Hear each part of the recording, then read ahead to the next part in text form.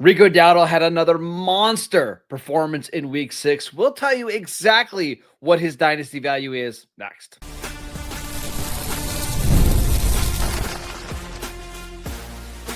You are Locked On Dynasty Football, part of the Locked On Podcast Network. Your team every day.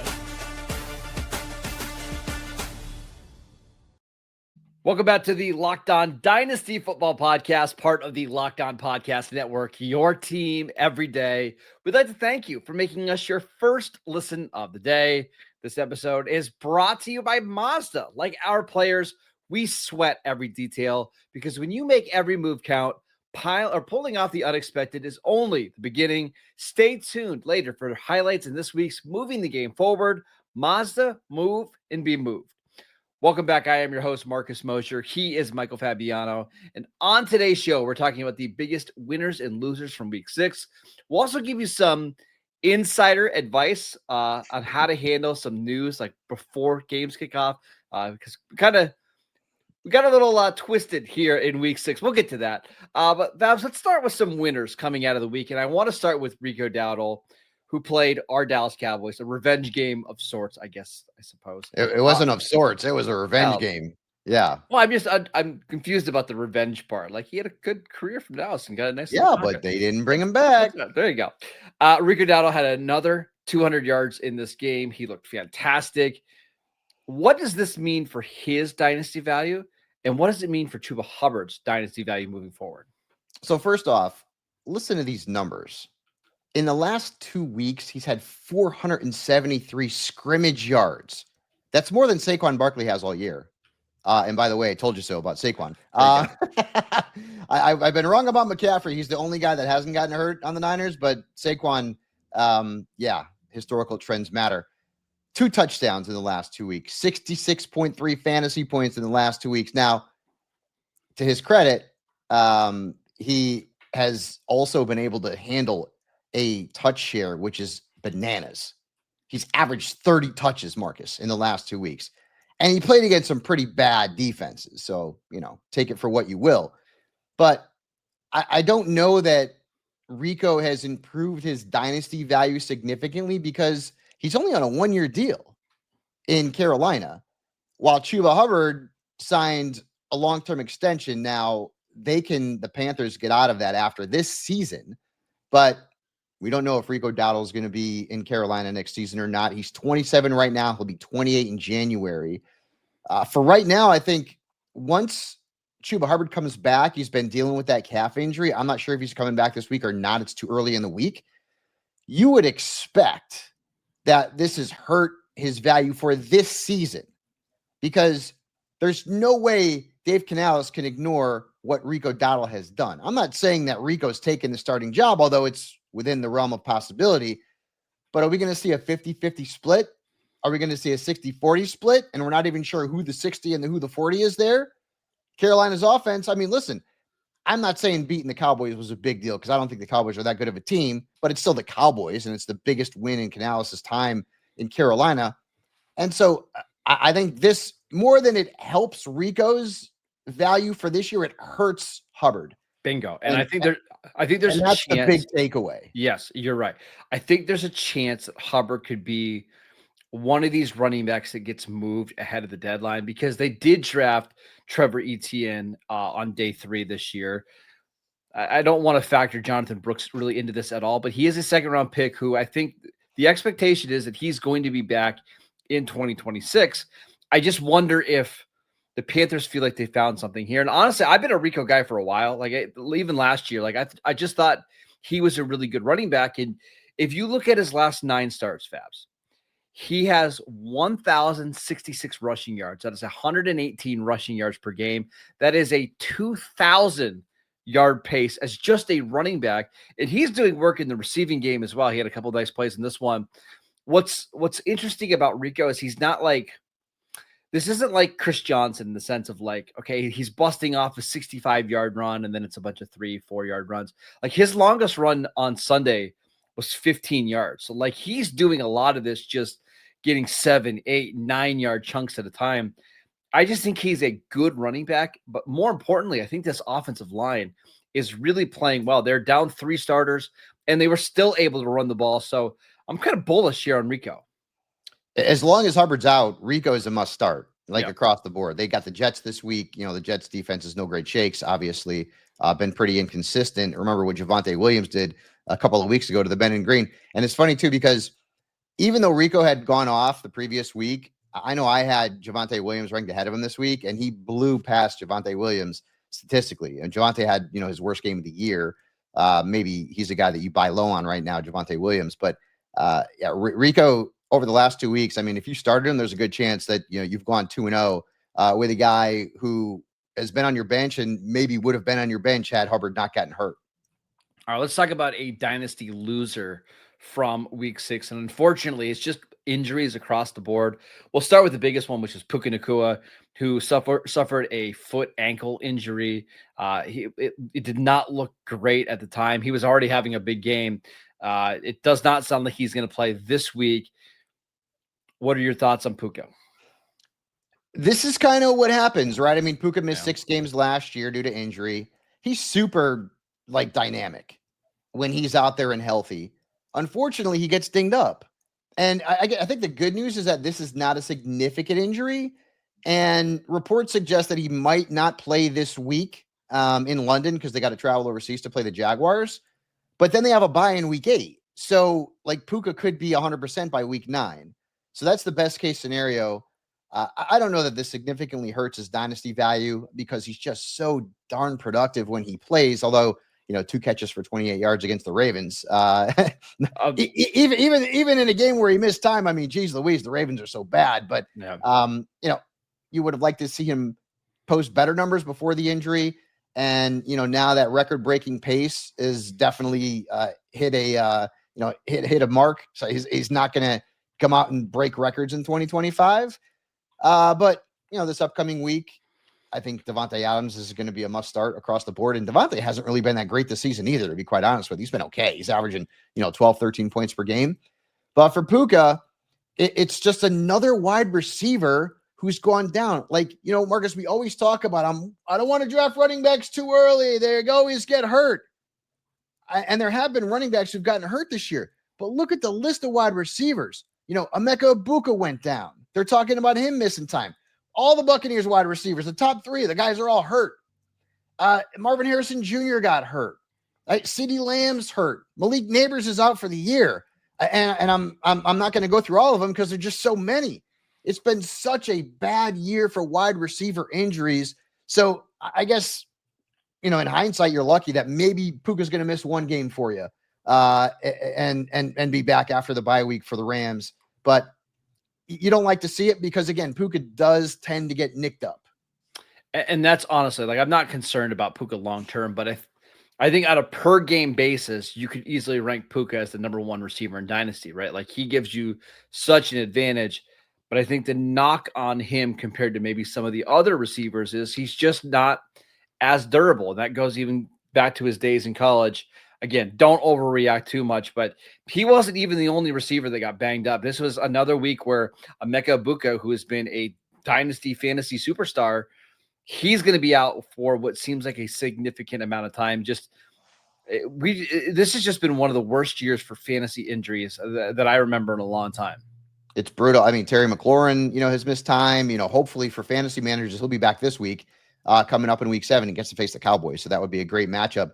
But the wide receiver injuries have been just absolutely brutal. And then when you factor in other wide receivers who haven't lived up to expectations, Brian Thomas Jr. finally had a good game, but it took him 6 weeks. And we've seen some other guys, not live up to expectations as well. It's been really tough. Legitimately, this upcoming week, people are going to be starting Sterling Shepard, Tez Johnson, Michael Wilson, Zay Jones. I'm not kidding. And I don't even know which one of those guys. Hell, Van Jefferson, Alec Iomana, and we don't even know who the lead guy is going to be. Calvin Ridley got hurt too. Not that he's been great, but he had a good game 2 weeks ago, and this was a great matchup, and then he gets hurt too.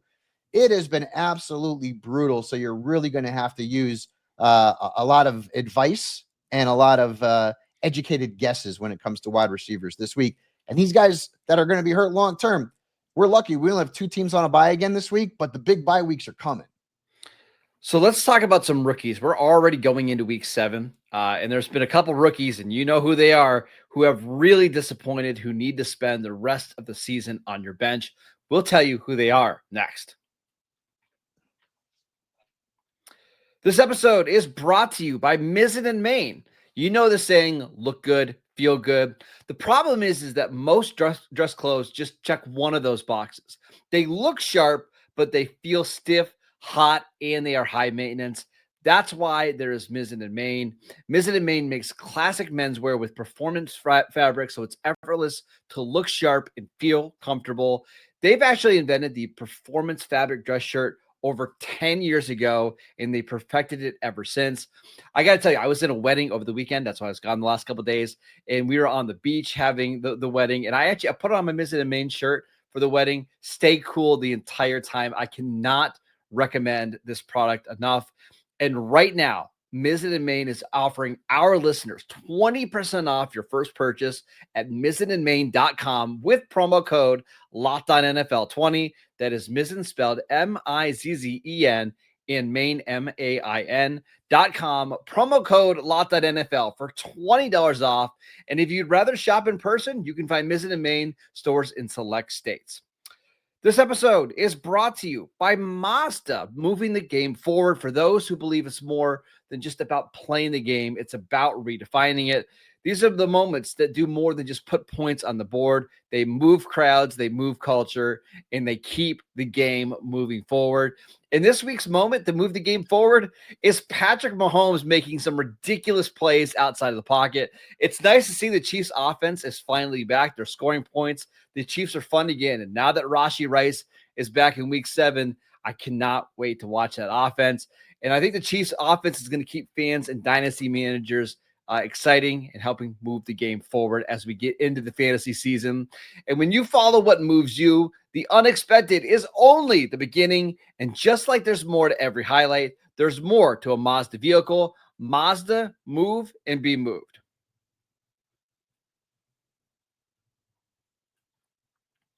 Welcome back to the Locked On Dynasty Football Podcast. We'd like to thank you for making us your first listen of the day. Fabs, let's talk about some rookies that have been not only disappointing, but guys that you're basically benching moving forward. I think we need to start with TreVeyon Henderson. Every week, man. It's like, okay, Gibson got hurt. Now he's going to have that breakout game. Stevenson keeps fumbling. Now he's going to have that breakout game. I don't know what's going on. Mike Vrabel doesn't trust him. He doesn't trust him. I mean, that's clear. When you look at last week, 19 snaps. 19. Yeah. I mean, I don't get it. Stevenson had far more snaps. Henderson was more efficient. He scored more points, 4.6. Not great. Stevenson was awful as well. Henderson's been held to single digits 4 times in 6 games. And when he scored double digits, it hasn't been great. And I don't know what it is. I don't know if Vrabel's just a guy who just trusts his veterans more, even though Stevenson has fumbled a bunch. I can't. I mean, in the bye weeks, you're going to probably have to play Henderson. You're not going to like it. But again, I will say this. This kid is the poster child for a while. Preseason hype doesn't matter in fantasy football. And so you remember that for the rest of your life as a fantasy football manager, dynasty or otherwise, preseason hype means bupkis, nothing. And when Henderson can't usurp a fumbling, inefficient veteran, something's wrong. And I'm not sure what it is. I don't know if it's pass protection. I don't know if Vrabel just doesn't like what he sees in practice. I have no idea. But the fact that Henderson hasn't had that big breakout game where he has usurped Stevenson in snaps and usurped Stevenson in touches as we go into week 7, considering the circumstances, I'm shocked. So I think it would be different if Henderson was looking really good when he was running the ball. But right now, 41 carries, 148 yards, averaging 3.6 yards per carry. But you add on that on top of that, he is PFF's worst graded pass blocker by a mile. Like the other running backs, I mean, he's got a 9. Out of 100, he's got a grade of 9. So you can't have him in on passing situations. There was a play yesterday in the game where, I mean, he just looked completely lost.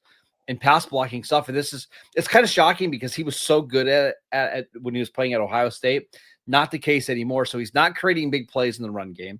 He's not a pile mover, and he's not, blocking in the passing game.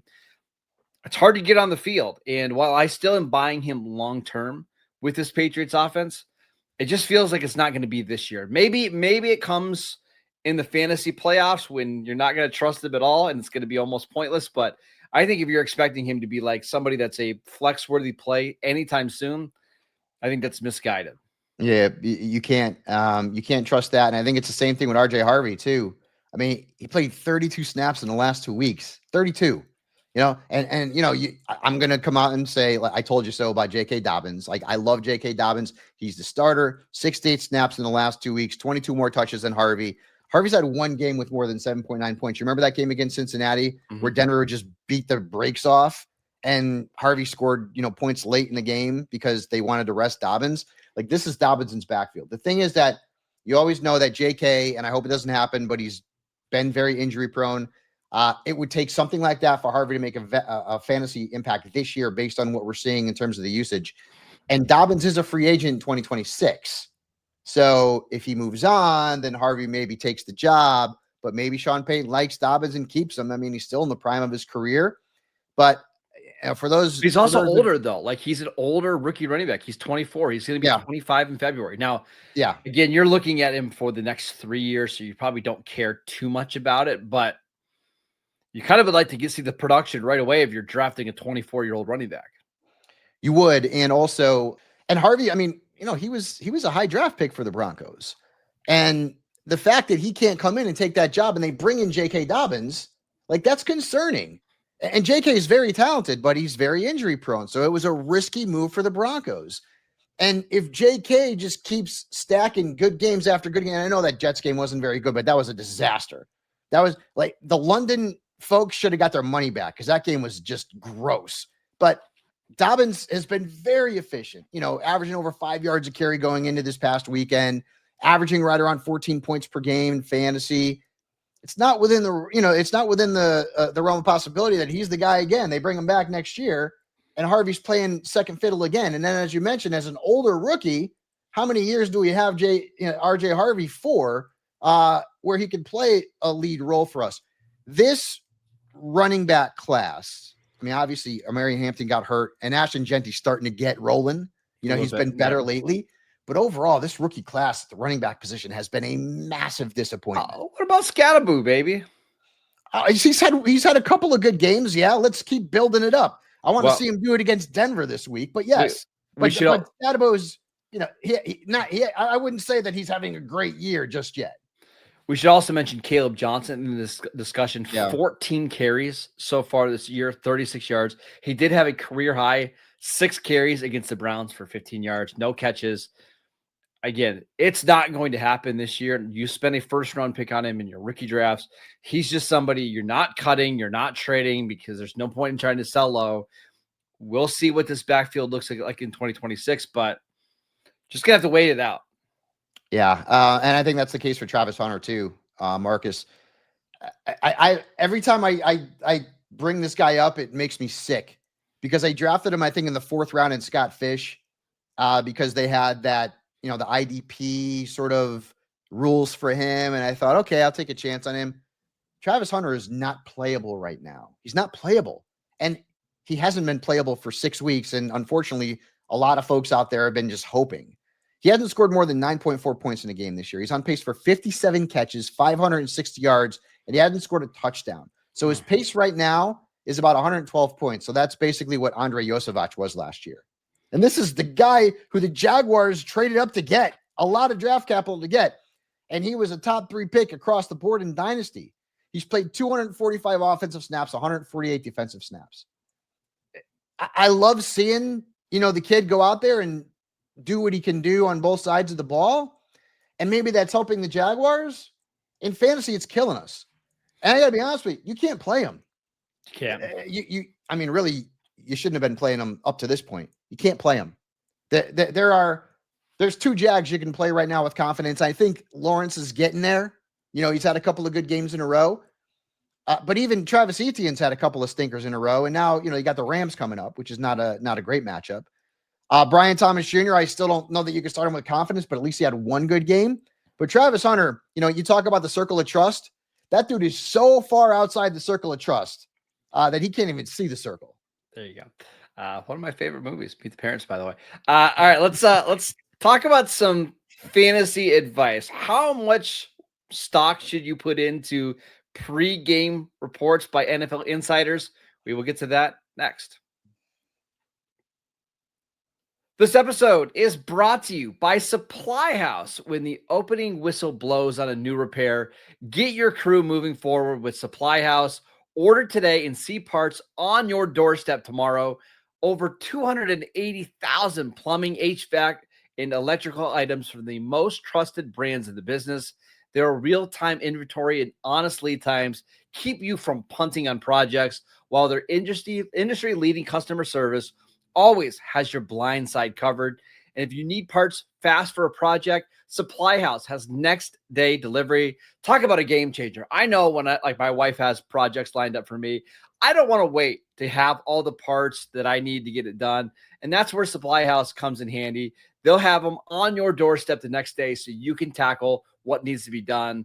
Join the free Trade Master program today and score serious perks like priority shipping, lower prices, and a dedicated support line. Visit supplyhouse.com to sign up for free and use promo code SHNFL5 for 5% off your first order. That is supplyhouse.com. Real people, real service. This episode is brought to you by FanDuel. The NFL season is here, and FanDuel has an offer that you don't want to miss. Right now, new customers can bet just $5 and get $300 in bonus bets if you win. That's right. Pick a bet, put down $5, and if it hits, you'll unlock $300 in bonus bets to use across the app. I love FanDuel because it allows you to bet in so many different ways. Like for me, I love futures bets. Like I want to look every morning to see what's the division odds, who's going to make the playoffs, what are the odds for a team to miss the playoffs. I also like money line parlays, like put a couple teams together that you think are just going to win the game outright for a bigger payoff. It is so much fun. And whether you're a casual fan or love diving into the stats, FanDuel makes the game day experience so much better. So what are you waiting for? Visit FanDuel.com to download the FanDuel app today and get started. Welcome back to the Locked On Dynasty Football Podcast. We'd like to thank you for making us your first listen every single day. For your second listen, check out the Locked On NFL show. 2 shows every single day. One in the morning with Tyler the Madman Rowland. One in the afternoon with Tony Wiggins. Available wherever you get your podcasts. All right, Fabs, let's talk about some, let's say, fantasy advice. I'm trying to think about the best way to word this, but every morning on Sunday morning, we get reports about, hey, who's going to be the starting running back or who's going to be used out of the slot more. How much stock should we put into these pre-game reports? Well, before we get into that, the Titans have fired Brian Callahan. So that is no shock considering how awful that offense has been. We'll talk about that, I'm sure, a little bit more later on in the week. But basically what Marcus is referring to was a report, and I'm not going to mention names, but there's a report before the Dolphins-Chargers game that Hassan Haskins was going to be the lead back for the Chargers. That didn't happen. He ended up not starting. It was Kamani Vidal. Vidal had 43 snaps, played 21 touches. Haskins played 20 snaps and had 7 touches. Haskins was started in 21% of ESPN leagues. Vidal was started in 8.6. So we all got burned by that report. And then the other one was that Bam Knight was going to start for the Cardinals, and he didn't. Michael Carter still started. Now, Knight did play 37 snaps and saw 12 touches. It was basically a 50-50 split with Michael Carter. So that one wasn't technically wrong. It was just right. Yeah, go ahead. But Knight scored 12.4 points. Carter at 8.4. It didn't flip the starting percentage. Carter was still started in more leagues, but I think what you need to take from this, and I had a lot of people, friends, and people I'm not going to name drop that you guys definitely know in the sports world, who reached out to me yesterday and were like, what the hell? Like, I mean, what happened? Here's what I think happens. And I know this. These guys get fed information from agents, from player agents. and then they, throw it out there on social media. For me, I only trust a handful of insiders, only a handful. Now, the guys who work for the teams, they cover the teams for the local papers and stuff like that. They obviously have a little bit more of an inside thing because of their practice every single day, whereas like an Ian Rappaport's not at practice every day. And all these guys are my buddies. So like, I trust them. Adam Schefter, Jay Glazer, Rapp, and really, there's several other guys out there who I think you can trust. Schultz from Fox Sports also I think is a guy who's starting to move, up and coming guy who's you can trust him. But you can't take what these guys say. Not the guys that I just mentioned. You can't take what they say as gospel all the time. We've seen reports where I remember there was one report that Willis McGahee, this was years ago, Willis McGahee was going to play and then he ended up not playing and people started him. And, so it happens from time to time. It just happened twice yesterday and it hurt a lot of fantasy managers because people started Haskins. They burned a lot of fab on Haskins. And at the end of the day, it was Vidal Sassoon, my guy, who ended up being the lead back. And Marcus liked Vidal and I liked Haskins. Because I was hearing Haskins. And so when I hear it, I'm okay. Well, that's what I'm hearing. And it ended up being Kamani Vidal. And Kamani Vidal is still out there in some leagues. I don't know about in Dynasty, but he's certainly out there in redrafts. He'll be a popular pickup this week. The Chargers have the Colts coming into town. But don't like people, and I do this too, Marcus. Well, Bam Knight's going to start. Oh no, I got to take Michael Carter out of my lineup. I got to pick up Bam Knight and start him. Or Hans, it's not always right, guys. Trust the people you trust. Again, Adam Schefter, Jay Glazer, Ian Rappaport, Jordan Schultz, like guys like that, guys I know I can trust. Some of these other guys, obviously, they got fed some bad information, so I guess it's not really on them. And it happens, right? Like, but it does happen. And remember, a lot of these are not necessarily fantasy people that are doing this, right? This is where I want it's. But Marcus, they know that fantasy people correct, and that's why it's being tweeted out, right? Yes. First and foremost, I think the most important thing that we get from NFL insiders, like the names that you mentioned, are injury related stuff. Who's going to be playing, who's not going to be playing, who's going to have a limited role. That's where the guys like Jay Glazer are really, really good. I think beat reporters, and you can generally find out pretty quickly who are the ones that are reliable. Like for our Cowboys, I think Todd Archer from ESPN is one of the most reliable. If he says somebody's going to start, that guy's going to start. And if he says he's going to get a lot of work, that guy's probably going to get a lot of work, right? Because they're at practice. They've been around this for a long time. But I think from a dynasty and a fantasy perspective, trust your eyes and your instincts in your gut here, because more often than not, that's going to be the case. If you think somebody's just a way better talent than maybe the guy that's being listed or named as a starter, go with your gut. I promise you're going to be more right than wrong on this one. So that's how to handle this. And this kind of comes back to our preseason thing too. Like we get all this training camp hype and preseason buzz, and most of the time it doesn't end up mattering. So be careful of who you're listening to and how much stock you're putting into it. Especially these days, because there's a lot of fake crap on social media. I see it all. Well, I mean, can we expose a little bit real quick before we go? Yeah. I know of a couple agencies who pay Twitter, let's try to say influencers, to put out tweets, positive tweets about their players. And some of these guys are bigger names that you all would recognize, and it happens, right? Like, hey, this guy's looked really good in practice. They're excited about his role. And maybe that's the case, but they're also getting paid to tweet about it. And that creates more buzz than maybe what's actually going on in the building.